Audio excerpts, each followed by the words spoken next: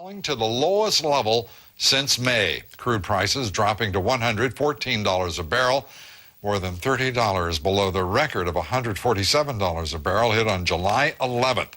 In spite of recent declines, months of record oil prices mean record profits for oil exporting nations, of course. Now, foreign governments are using some of those oil profits to buy up critical American assets.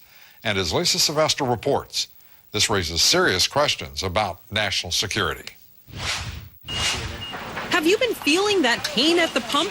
While consumers are paying record amounts for gas, oil-producing countries have racked up record profits. OPEC countries earned nearly as much in the first half of this year as they did all of last year. They're pouring that windfall into sovereign wealth funds, funds owned and managed by foreign governments.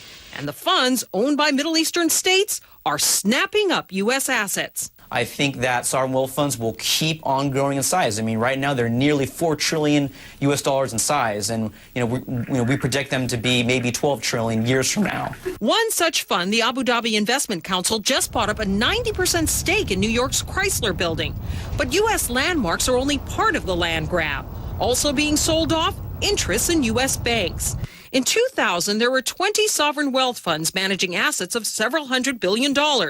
Today, 40 funds with assets of more than $2 trillion.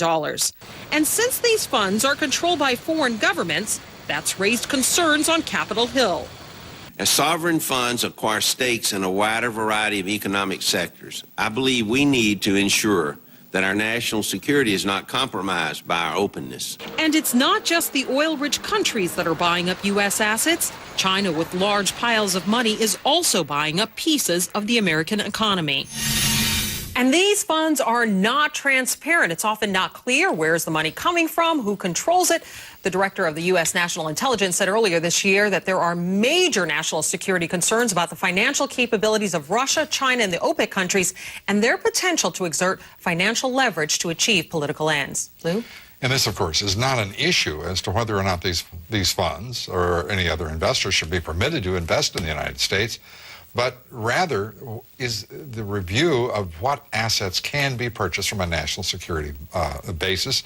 The Committee on Foreign Investment of the United States absolutely ham-handed and ineffectual in assessing exactly that issue. You know, and Congress has just talked about this issue a lot. I mean, this goes back to the Dubai ports deal, right, where they talked about stronger controls and more authority for the CFIUS, but we still haven't seen a lot of that. And meanwhile, we're seeing these foreign governments, these are foreign governments who are buying these U.S. assets, and really no one is paying attention to this.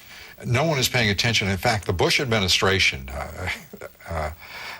and its economic team looking to the World Bank and the International Monetary Fund to set standards and parameters for investment on the part of sovereign wealth funds in this country, lacking both either, well, I will say it appears both, the intelligence and knowledge to set those limits as a sovereign nation. It's a troubling time in many respects. Thank you very much, Lisa. Lisa Sylvester.